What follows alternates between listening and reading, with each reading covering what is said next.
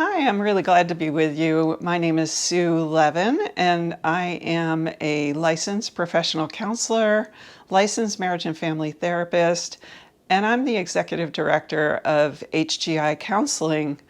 We're also known as the Houston Galveston Institute, and we're a nonprofit organization that does counseling and trains mental health professionals. We were founded in 1978. So we've been doing this work for over 40 years, and I've been with the organization almost that long. I started as a therapist and learned how to both do therapy, supervise clinicians, and became a faculty member and now an administrator. And I'm very excited to be with you and talk about what we do at HGI. Let's see.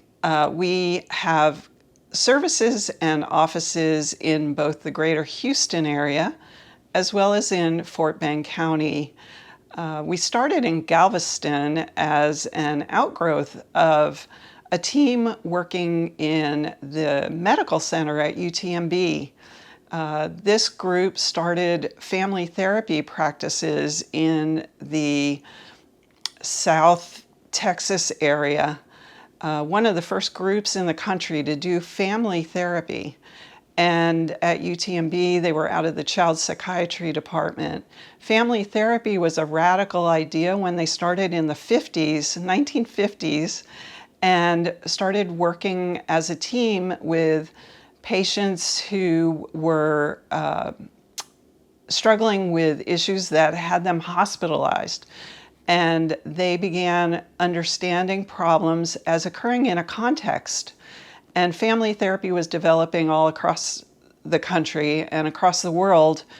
And these were the early beginnings of that approach, inviting in other people who are involved in trying to help children cope with issues and problems, but sometimes also helping in ways that were maintaining the problem rather than resolving it. So family therapy really engaged the family and then started expanding as well, because systems, not just the family systems, get involved when a kid is in trouble. That includes schools. It includes other systems like sometimes probation, the legal system, protective services when there's issues around abuse and neglect, and all the helpers, people who are hoping to take care of and assist with problems that show up in kids, sometimes can be in conflict with each other, like parents who are taking different approaches or can't agree on how to parent a child, which creates a situation that can add to or complicate a problem. And then this can also happen among helpers outside the family. So when a school support person, a counselor, a teacher, and a family get at odds with each other, or when a caseworker from protective services or other organizations have different agendas and are not able to work together on the same page, you end up with a chaotic system, which makes resolving issues more difficult. HGI has been looking at these kinds of systemic issues for many, many years, and developed an approach actually in the 1980s called problem-determined systems, which then evolved to language systems, because what we started looking at was sometimes the problem wasn't really in the inherent inside a person or in their psychic system and the individual system, but it was an issue that came up as people started talking to each other. And so how can we understand what the meanings are and the language is that people are using as they're trying to work out and support and resolve problems. And these things only get worked out and resolved in language, in conversation with each other. So who's talking about the problem? Who's trying to help resolve the problem? And how are they doing it? What are they saying? Who are they talking to? And how can we engage all the people who are relevant to this system in bringing in resources? There are a lot of different programs out there that look and think about these things these days. But early on, as I said, originally back in the 50s and then into the 80s, the people at HGI, our founders, our faculty, have been practicing and thinking about these things. And today, our current approach has evolved and is now called collaborative therapy. So collaborative therapy was originally named and labeled as far ago as the 1990s. Harlene Anderson, one of our founders and a continued faculty member, board member, and thought leader at HGI, but also around the world, has written books now about this, and there are many published articles in the literature. We have our own journal called the International Journal of Collaborative and Dialogic Practices, which I think is getting ready to publish its 11th edition of the journal, and it's bilingual in English and Spanish. And we're also part of an organization that's international and provides training in these approaches, and that's a collaborative certificate program called the International Certificate in Collaborative and Dialogical Practices. And there are 16 different centers around the world that are part of this international network.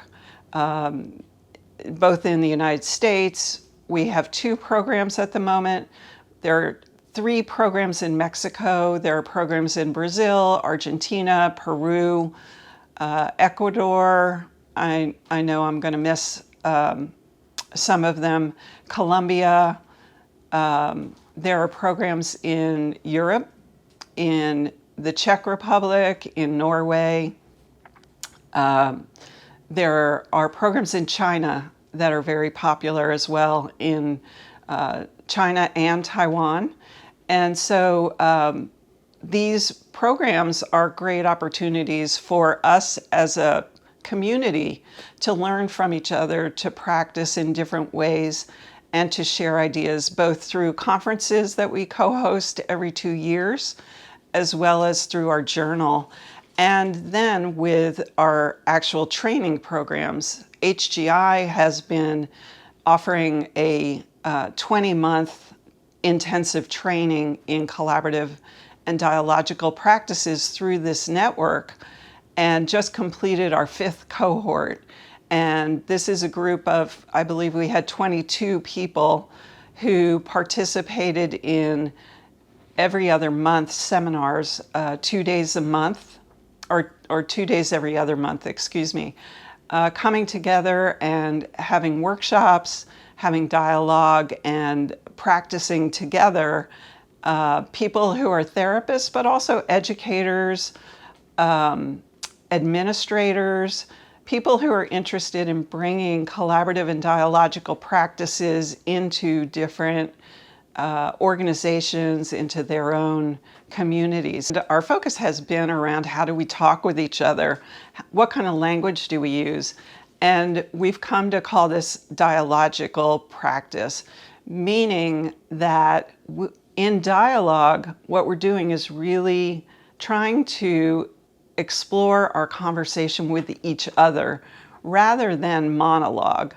And what I mean by that is we often are talking to hear our own thoughts and to share our own thoughts without inviting the other person's ideas and responses to influence us. So monologues are when we are stuck with an idea that we're trying to convey to somebody else. And it may come across more as giving advice, sharing something that we're trying to convince the other person about.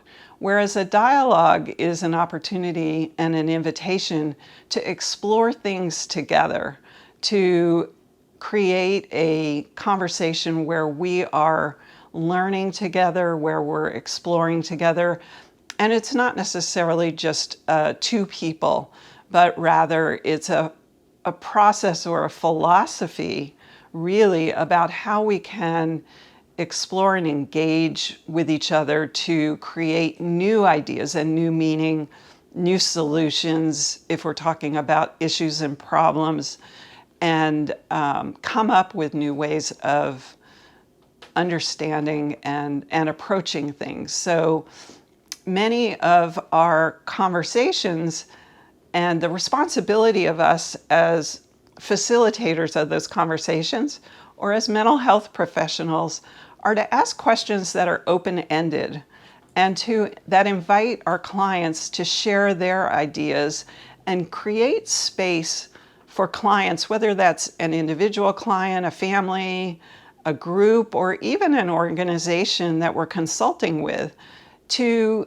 talk about their ideas in ways that maybe they haven't had opportunities to do before, to create openings and space for them to think out loud about things that maybe they haven't felt comfortable sharing with other people and that they've been holding in their heads. And sometimes these inner conversations end up becoming problematic. We could think about people, even to the extreme of people who may have conversations in their heads with others that become called psychosis, and that these are things that they are not able to share with other people because other people get scared when they hear them. Other people shut down those ideas and those concerns when they hear them from a loved one, when they hear them from a friend, or maybe even when they hear them from a client. Some therapists are trained not to support and make space for those conversations to happen because as a society, we've been taught that these are abnormal and not appropriate conversations.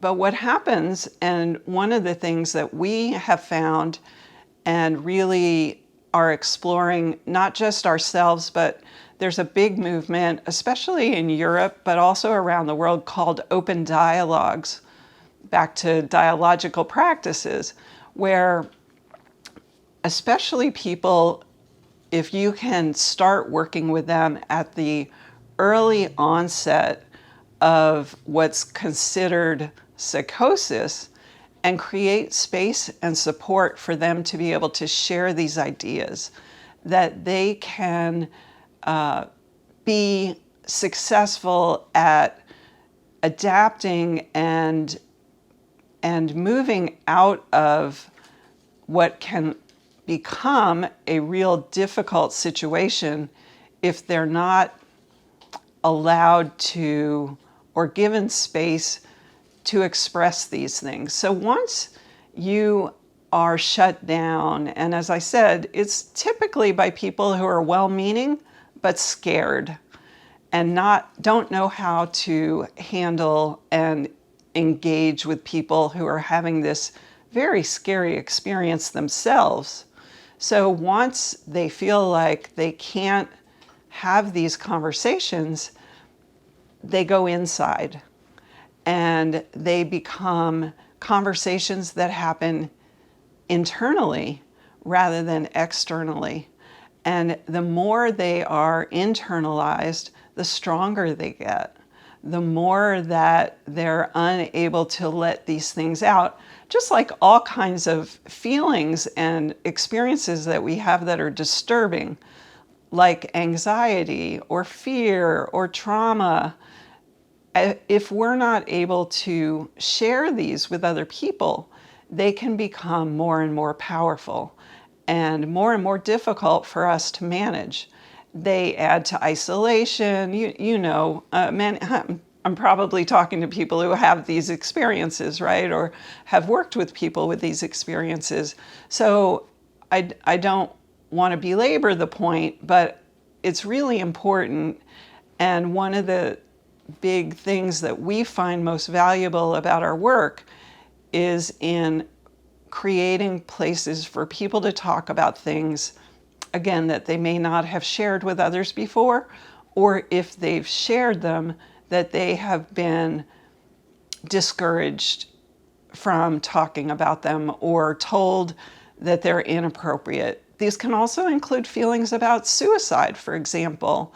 A lot of people are not given space to talk about feelings when they have them about suicide. So when therapists work with clients who feel suicidal, sometimes the very first thing that they do is ask them to make a contract not to attempt suicide, not to explore this issue.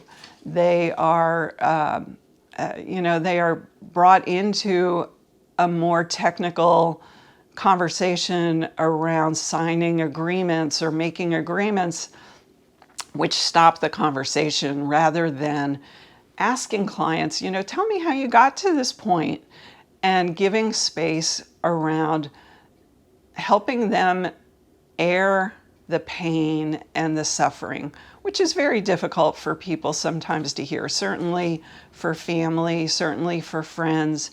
And for those people who have had these feelings and not have anybody to talk to about it, going to a therapist may be the first time they really are hoping to have that conversation and to get some help around it, where the response of, I'm going to need you to sign this agreement or to make an agreement with me that you're not going to attempt suicide, may be a very difficult shift from what I really wanted to talk to you about, which is that I'm feeling really stuck and I'm feeling really lonely and I'm feeling really hopeless and I don't know what to do about it, and I really want to connect with somebody who can talk with me about what will help me in this struggle that I'm having.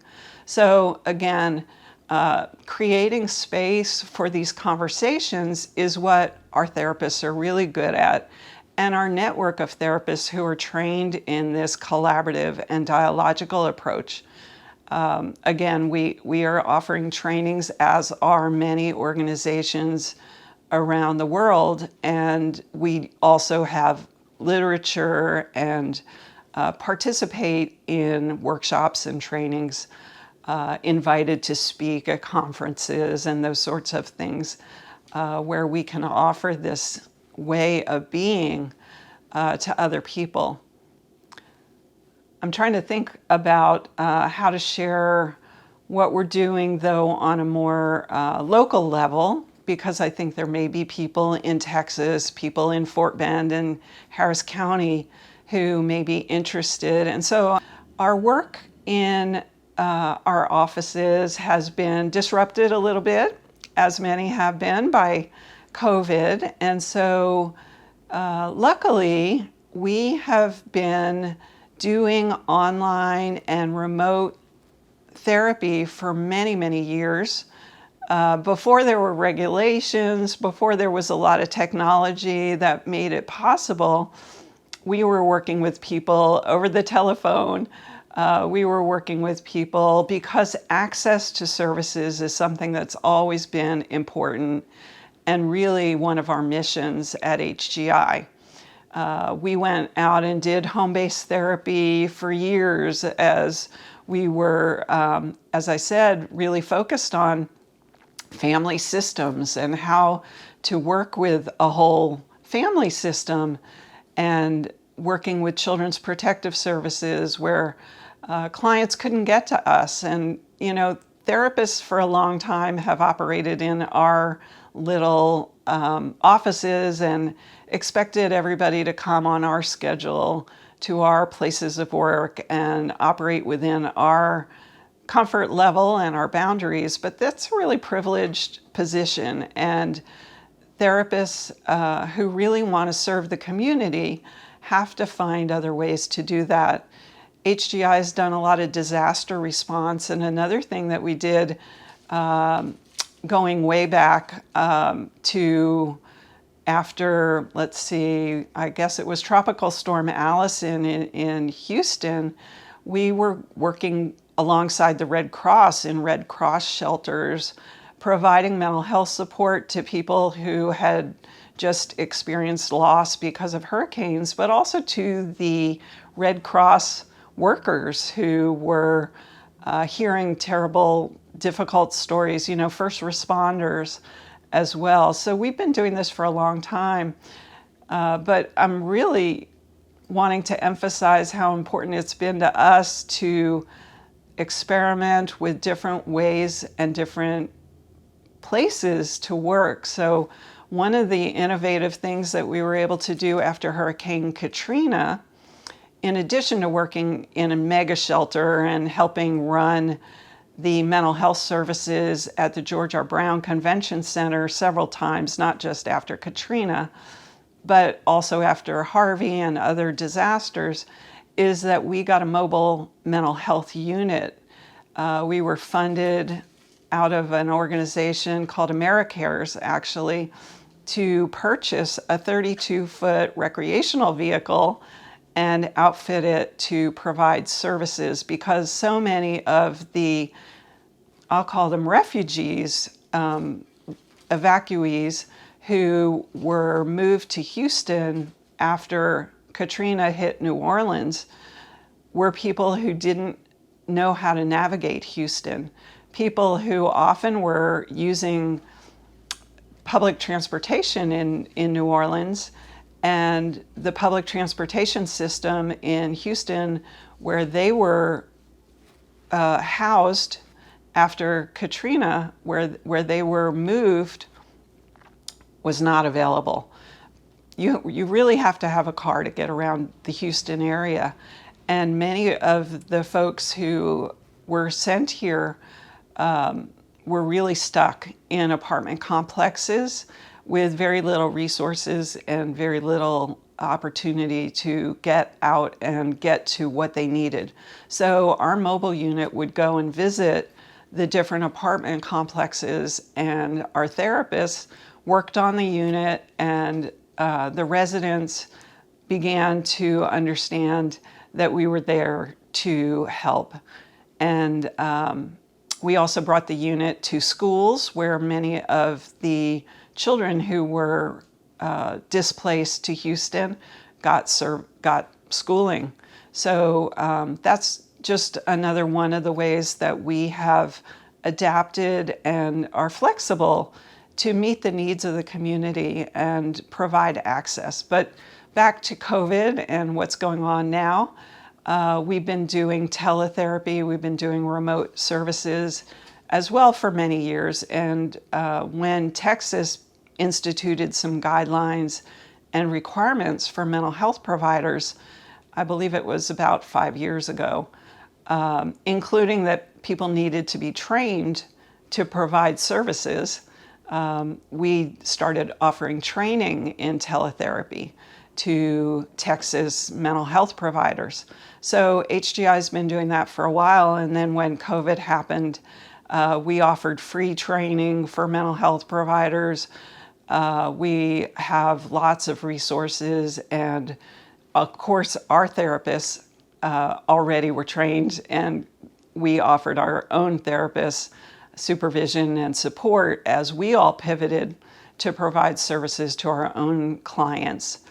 This includes working with schools, and I'll talk a little bit about that as well. We've done work in schools since the beginning of the Institute, which is over 40 years, as I mentioned. So again, not expecting clients to always come to us and to always show up in our offices. We know that having therapists on site in the community is one of the best ways to make therapy accessible, and part of the community services, part of the systems that they're already operating in. So schools is one place where obviously mental health services are really helpful and supportive and can take the burdens off of the schools, off of families who can't always participate or get their children to therapy after hours.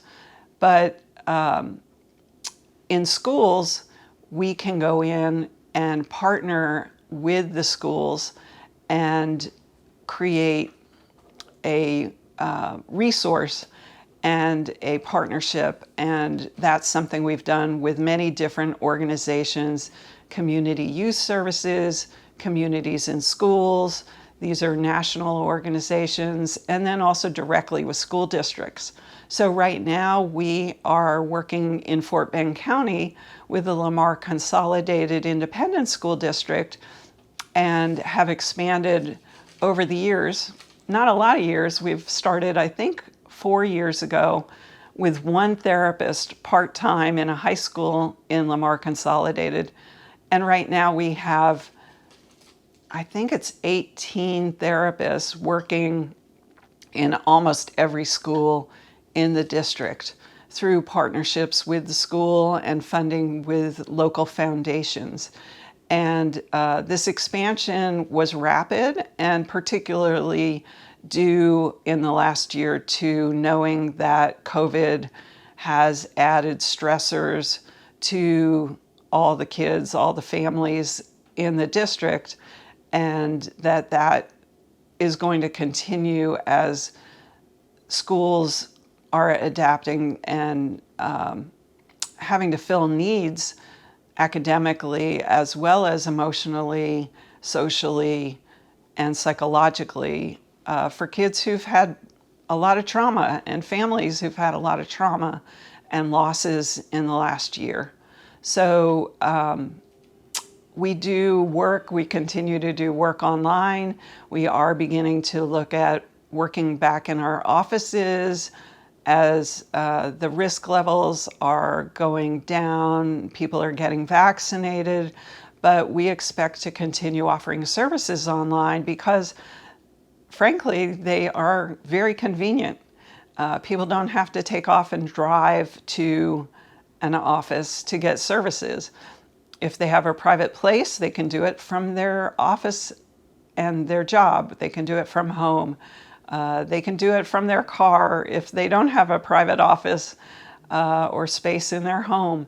And it cuts down time and expense for those people who may have to take, a cut time off from their job to go and participate in therapy. So we found that this can be a very useful way to provide services. It also helps, especially when we are needing to engage multiple family members, couples in therapy. And, we do offer services in the evenings and on Saturdays, which makes things more convenient. But at the same time, having people being able to join from different locations, maybe families where they live in different households because of divorce and separation.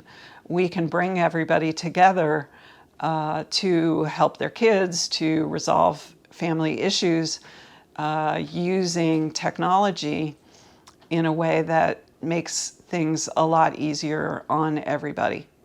So we do expect to do that going into the future, and as I said, can train other organizations that are wanting to use these technologies in working with their clients and supporting them through and beyond the pandemic. Let's see, what haven't I gotten to that's important to share about our work? Mind-body medicine and wellness workshops. So one thing that we have done as part of our disaster response, but has continued in our work, in all of our clinical work, is that many of us have been trained by the Center for Mind-Body Medicine in doing mind-body skills work and wellness workshops. And what that means is that we've studied how trauma and stress have impacted our nervous systems and our health in ways that we don't always pay attention to and recognize, and how the ways that we think about ourselves, the ways that we manage our stress are really impactful to our health, and vice versa. So we can improve our health outcomes, for example, blood pressure, diabetes, our immune system, by taking care of ourselves and practicing some very simple wellness and self-care tools, simple breathing techniques, and doing these on a daily basis for 10 minutes a day, for 20 minutes a day, taking care of how we eat and being mindful of how we make choices, not just about food, for example, but also about how we schedule our time, how we take care of our relationships and take care of ourselves. A simple example is not hurrying through getting dressed every day just to get started with our day, but taking the time to pay attention to the little things, the really taking the time, ask your dentist about how you should really brush your teeth. It can take a little bit longer than what you may rush through to do that, and allowing yourself to take care of that for your health and wellness, allowing yourself the rituals of doing the self-care each day, before bed, for example. How many people really have trouble going to sleep or sleeping well because of carrying around stress and worry? And mindfulness helps us let go and recognize what we can really do something about. And when you're trying to go to sleep, you really can't do anything about something that's due to your work the next day, unless you decide to get up and take care of it, right? So why worry about it if you're trying to go to sleep?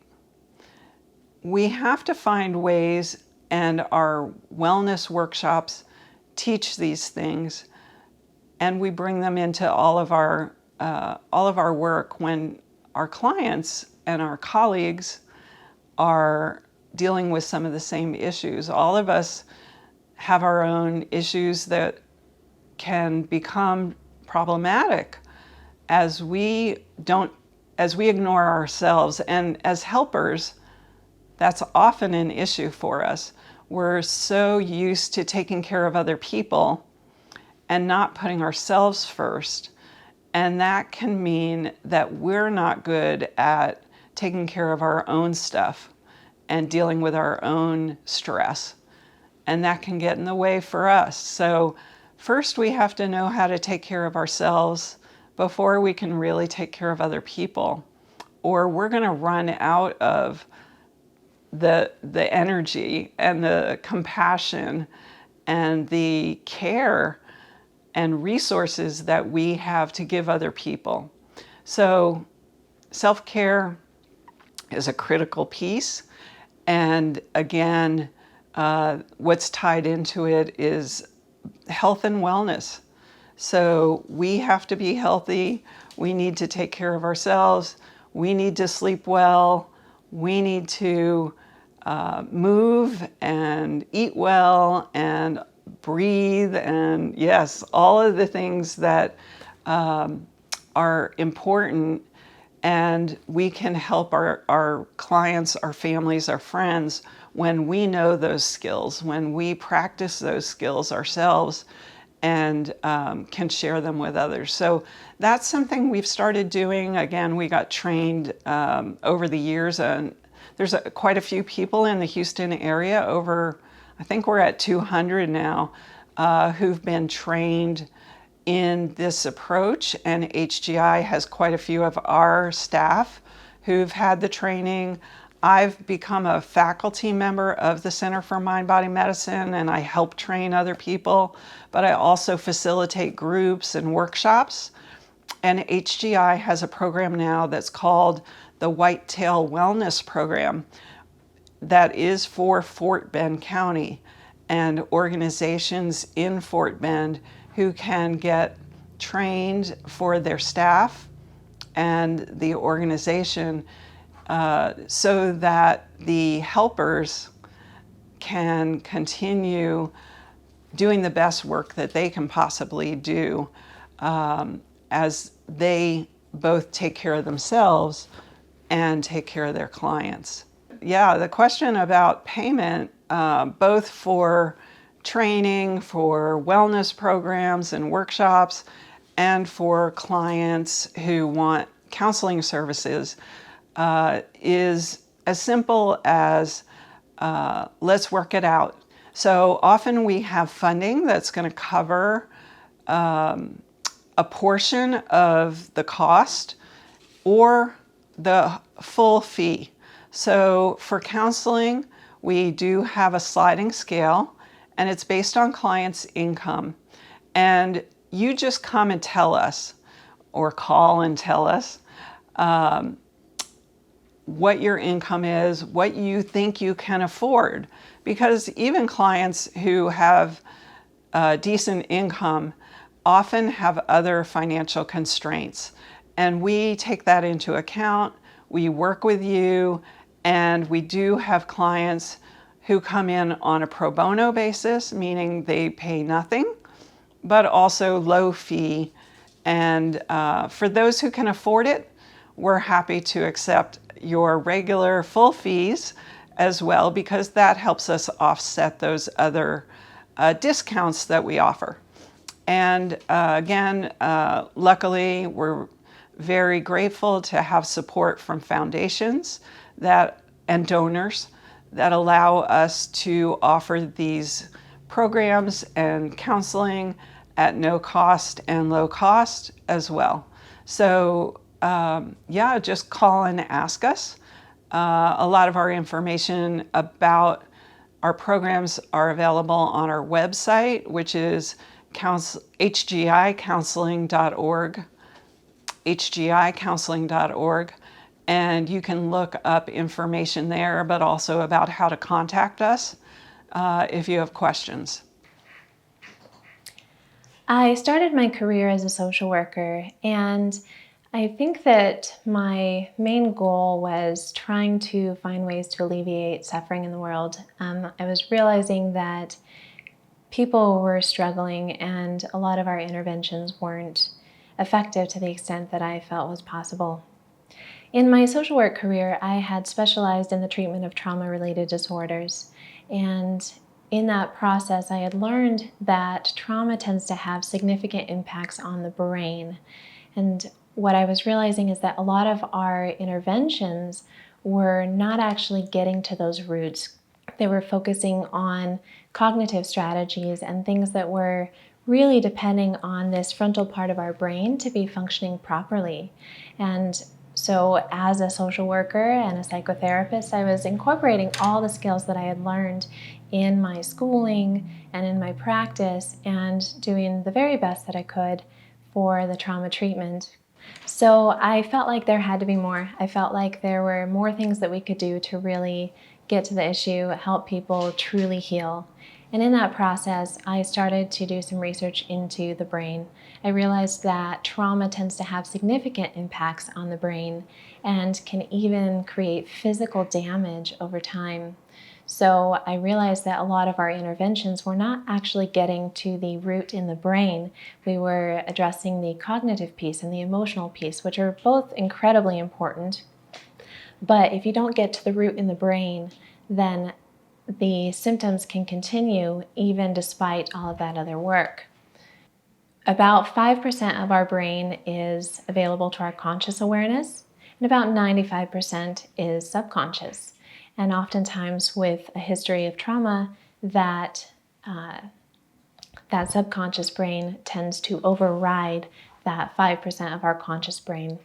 So I was realizing that a lot of our clients were struggling because they were really trying to implement a lot of these skills that we had taught them and coping strategies. But what would happen is in the moments they actually needed those skills, they were unavailable to them because that part of their brain was being overridden by that limbic system, that emotion center that comes like a flood. It comes on a lot faster and stronger than that frontal conscious part of our brain. So I realized that we needed to find ways to get to that root and be able to speak with the subconscious brain. And that's actually what led me into neurotherapy. I realized that we could actually scan the brain, we could look at the organ we're treating, actually see where the root is, what's going on, and then have a modality that could address those things directly and target the specific regions that needed to be addressed. What I realize is that trauma has significant impacts on the brain and can actually be harmful and damaging to certain areas that are needed for our emotional regulation, for our cognitive processing, for our relationships. And I realized we needed to find ways to really get to those roots and more effectively heal the brain in order to allow the person to heal. So here at Neuro Grove, our first step is always to do a brain assessment. We believe strongly that we need to look at the organ we're treating. We need to look inside and see exactly how that person's brain is struggling. I think that's where a lot of conventional medicine and a lot of our conventional mental health approaches are breaking down, and that they're not always getting to the root of the issue.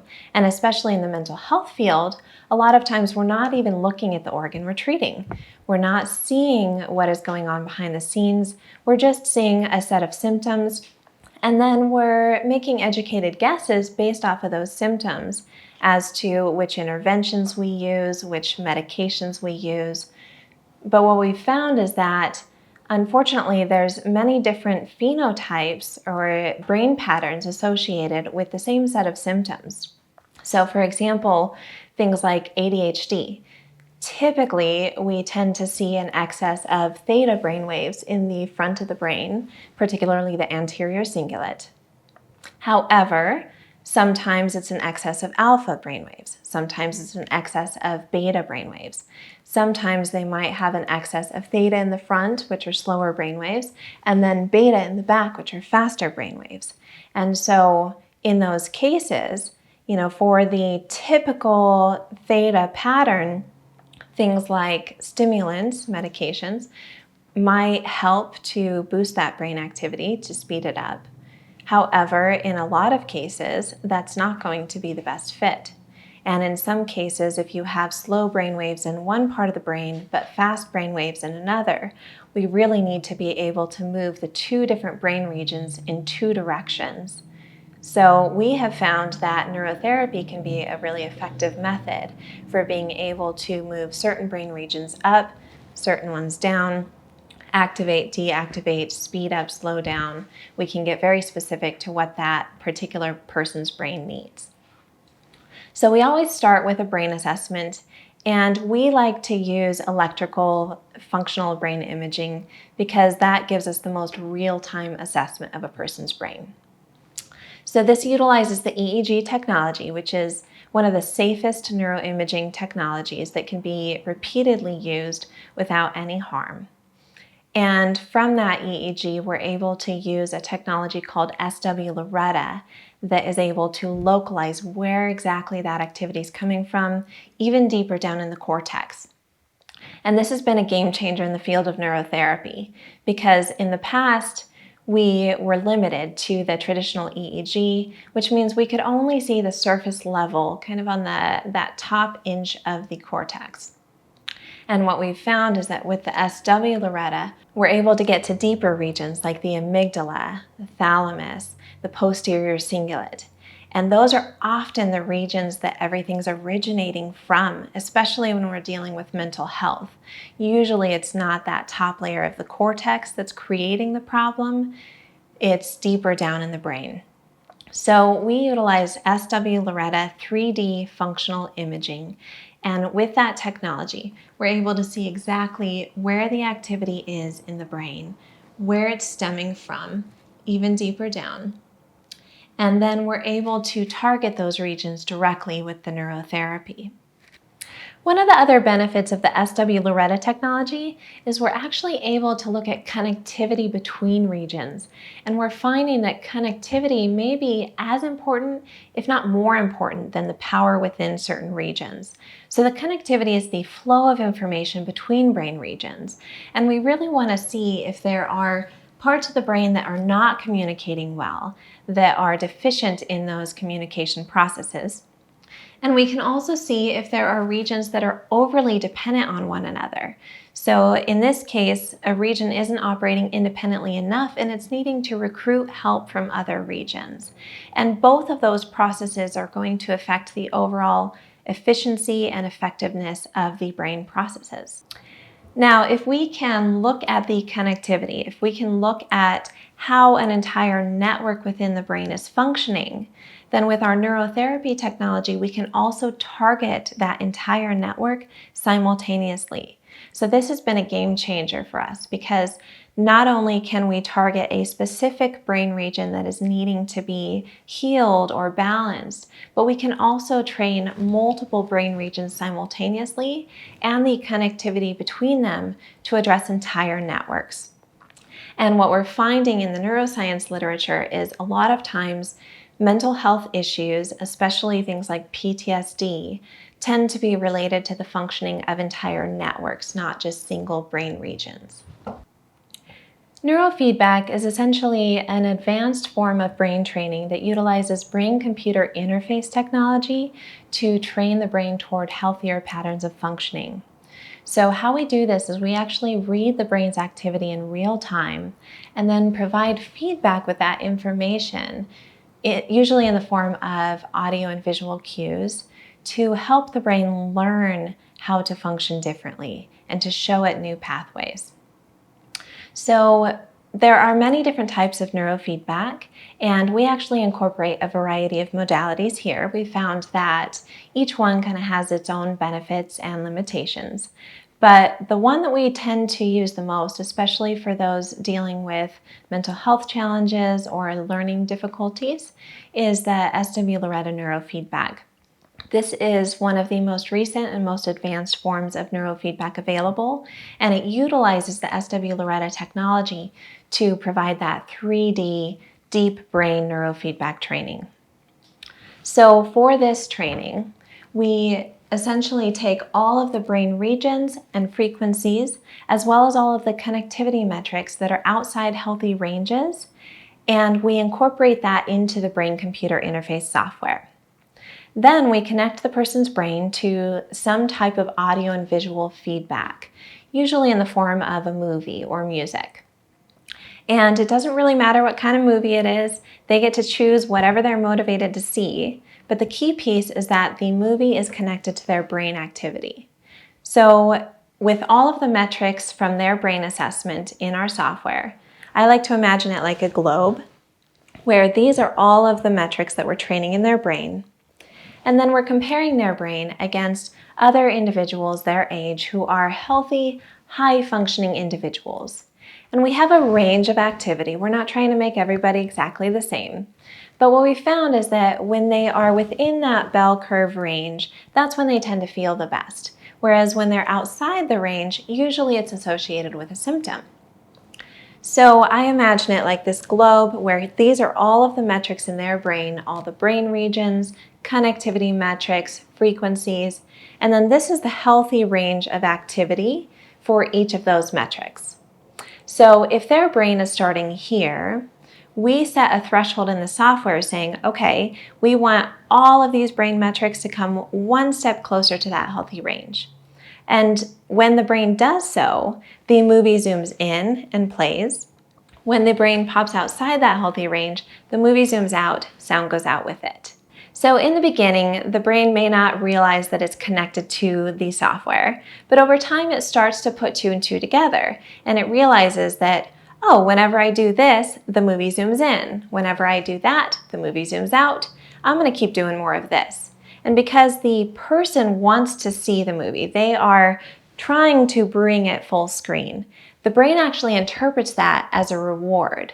And when the brain gets a sense of reward, it actually shoots out dopamine, which draws in these cells that wrap around the new connection and strengthen it. Okay, that's what forms a lot of that myelin sheath.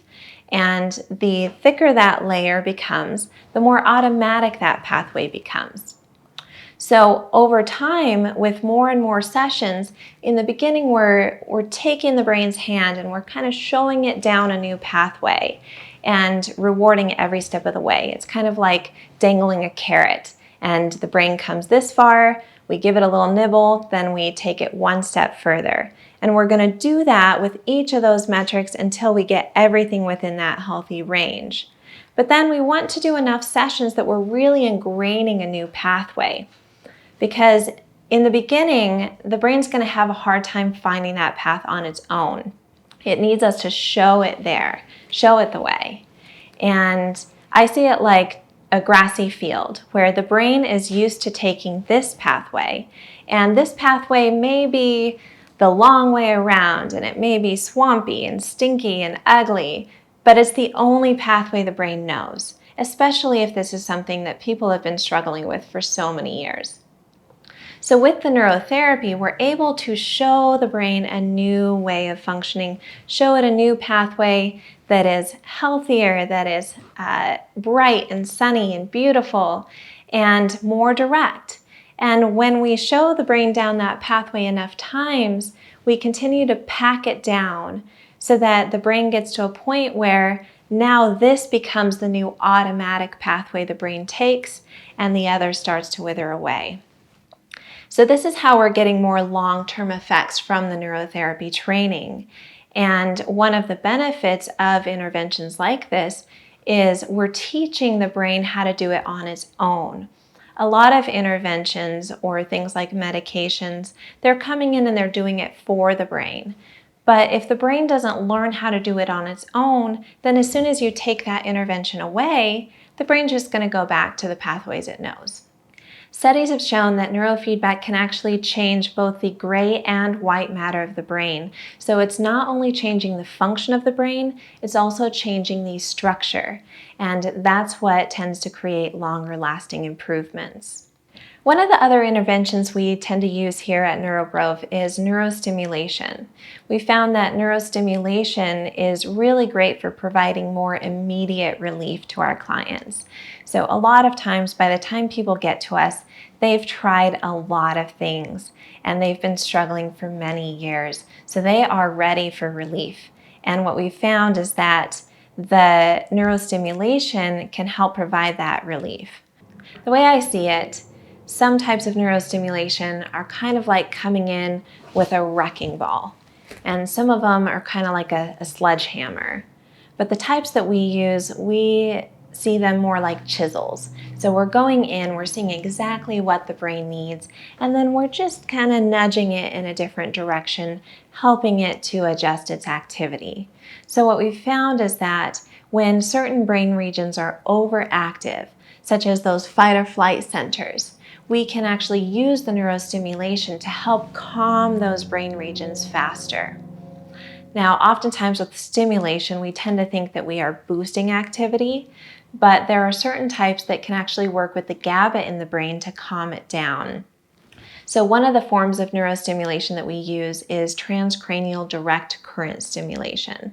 And with that, we have two electrodes. One of them is the cathode, which is inhibiting, and one is the anode, which is activating. So in cases such as PTSD, we oftentimes will see that the limbic system, the emotion centers of the brain, are overactive, whereas the prefrontal regions, the parts of the brain that are needed for our emotional regulation and a lot of our higher level cognitive processes like thinking, decision-making, planning, those regions tend to be underactive.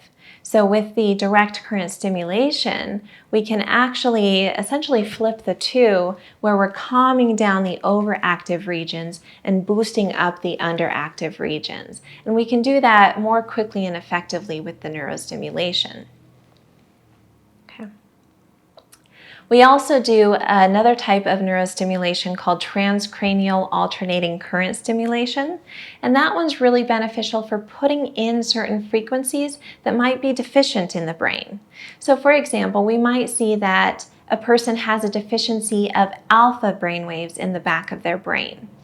Alpha generally tends to be this good-feely, relaxed brainwave frequency, and if we're deficient in that, then of course we're going to have a harder time relaxing and feeling good. So sometimes in those cases, we could use the neurostimulation to actually boost those alpha frequencies in the back of the brain using the transcranial alternating current stimulation. In other cases, such as in cases of ADHD, if we see an excess of slow brainwaves in the front of the brain, we can actually help to put in faster brainwave frequencies to speed it up and boost their attention, their focus, their cognitive function, as well as impulse control. Electromagnetic fields affect the body on a cellular level by opening up the membranes. So it's essentially like opening up the windows. And when you do that, you actually allow the oxygen and nutrients to flow into the cell more easily. And you also allow some of the waste and the toxins to come out of the cell. And so what we've found with this is, yes, we can use it at particular frequencies according to what each individual's brain needs. So we can help boost certain frequencies that might be deficient or that could just be helpful for stabilizing the brain. But we can also use it to help clean out and help each cell function at its best, because when every cell in a brain region is functioning at its best, then of course that brain region is going to be doing its job at its best. So it's extremely important to get to the root of the issue, and it's my hope that people will realize from this that there are ways that you can see what's at the root of what you're struggling with that is keeping you trapped in your experience, and realize that there is hope to heal. I'm Dr. Michelle Patriquin. I'm the Director of Research at the Menninger Clinic. I'm also a senior psychologist here at the Menninger Clinic, and I'm board certified in Child and Adolescent Psychology. So one of kind of the most hidden signs that we may be struggling with depression, anxiety, can even lead to things like substance use or even thoughts of taking your own life, is our sleep. Sleep can be kind of a hidden sign, and if you're having trouble sleeping, falling asleep, maybe you're up late at night and you are worrying about the next day a lot, or you wake up in the middle of the night.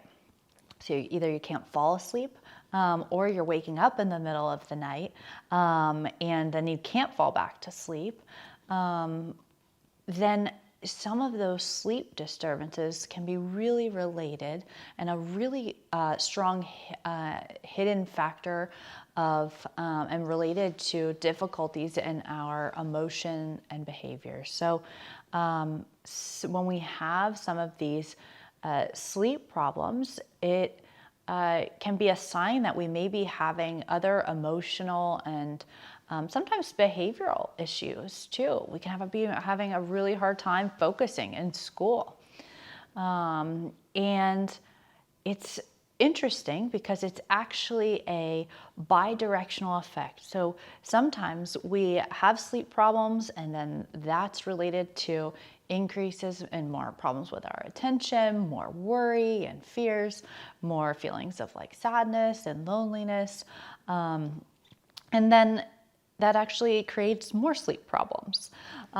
Or we have the reverse. So we have some emotional and behavior issues that start to really disrupt our sleep. It can be really hard to understand how you feel. And sleep is a really kind of concrete, clear way to understand when you might be having difficulties. And it may be time to ask for some help. And really, this is a good sign for when to ask for help from a professional, or even just your parent and relaying that information to them, talking with a good friend. But that can be a very clear sign that something's not going right. And there's a lot of resources out there to actually help with your sleep. And a lot of resources, treatment, cognitive behavioral therapy for insomnia, and evidence-based treatment that can really help you improve your sleep. And that will, a lot of times, even just improving someone's sleep alone can improve their thoughts of suicide or taking one's life, thoughts of depression and loneliness, and improve someone's worry too. Just changing your sleep alone. So it's a really powerful tool, not only in understanding how you might feel, but also a very powerful way to change how you feel too. So mental health and mental illness and symptoms of mental health have both a environmental component as well as a biological component. And there are certain biological precursors, predictors of mental health that can include the way our brain functions. So the way certain brain areas work and are connected to other brain areas, as well as even our genetics play a role in mental health and the onset of any mental illness or symptoms. But those things, those biological responses, and even the way that we are built biologically will interact with things in our environment.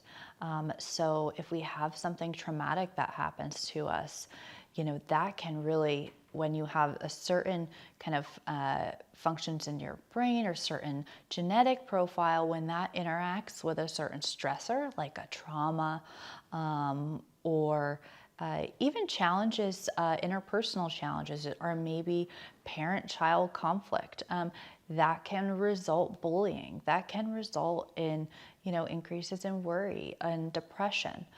But we really think of mental health, mental illness as having both biological factors as well as environmental, and your own personality, and the way your personality kind of structure, what it looks like. Are you more introverted? Are you more extroverted? And the social support that you have as well. Hello, my name is Dr. Cory Walker. I work at the Menninger Clinic in Houston, Texas. I'm board certified in psychiatry and I'm board certified in internal medicine. Basically, that means I'm your general doctor for adults, as well as looking at mental health as well. So can take care of the whole body and mind. At Menninger, I work at a program called the Comprehensive Psychiatric Assessment and Stabilization Unit. On that unit, we help people who have usually had multiple attempts at treatment and just seem to be struggling to get the right diagnosis and the right treatment regimen. We look at the comprehensive 360-degree view of a person. We look at you medically, we look at you psychiatrically, we look at you psychologically. If cognition's an issue, we look at that. We also look at your social surround and what is the context in which you live. And we figure out what is holding you up. Because one of the things I've learned from doing this is that it's never a failure of effort. It's not a failure of intelligence. It's not laziness. And typically I find also that people are not broken.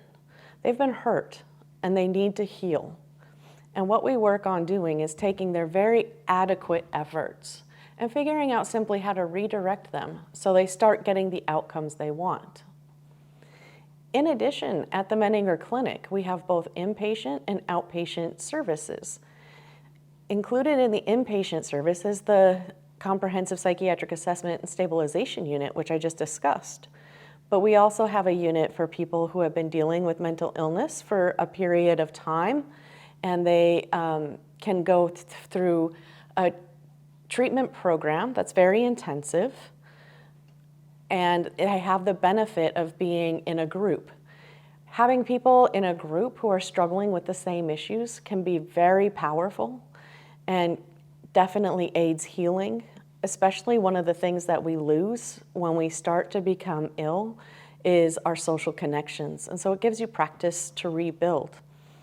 We have another unit that specializes in professionals.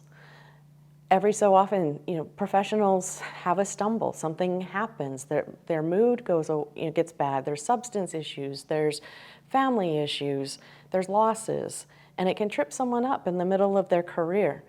And having someone in the group, having a group of people who are struggling in the same way with the same thing can be so supportive and helpful, as well as having a recognition that there is a need to continue working while you're trying to get treatment. We have an emerging adults unit that helps people working with substance abuse issues, family discord, difficulty taking up their independent lives, and personality disorders. We also have an adolescent unit that treats children 12 and up. In outpatient services, we have your traditional outpatient care, such as psychiatric services for medical management, we have therapy, but in addition, we also have groups, we have family therapy, we also have different series that are specialized, that are offered at different times during the year. We also have a new Menninger Moms program for dealing specifically with women who have young children and the challenges and joys that brings. And what we're really working on here at Menninger is trying to be innovative, advance, and serve our community to the best of our ability. Innovation is so important. And one thing I would say is that we welcome suggestions from the community. Should you have a suggestion, something that you wish you had on offer from mental health services, let us know. If we can make it happen, we will. We definitely want to be an asset to other professionals in the community, as well as to our community at large. Menninger is located in the southwest of Houston. It is on a 50-acre campus. It's actually a beautiful campus. The inpatient setting is luxurious. It's individual rooms. We have a professional chef, which can be a mixed blessing. The food is quite good. When you are in the treatment units, you will also get individual therapy. You also get 40 to 50 hours of group a week. And if you think about that, meeting with a therapist once a week, that's about a year of therapy. So you can really get a lot done. We are here to provide support to you and your families, and we want to support your goals so that you can go forward and have a fulfilling life.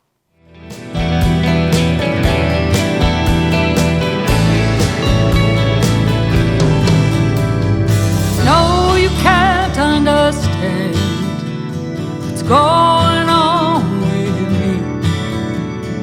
No, it doesn't make sense, but it's just how I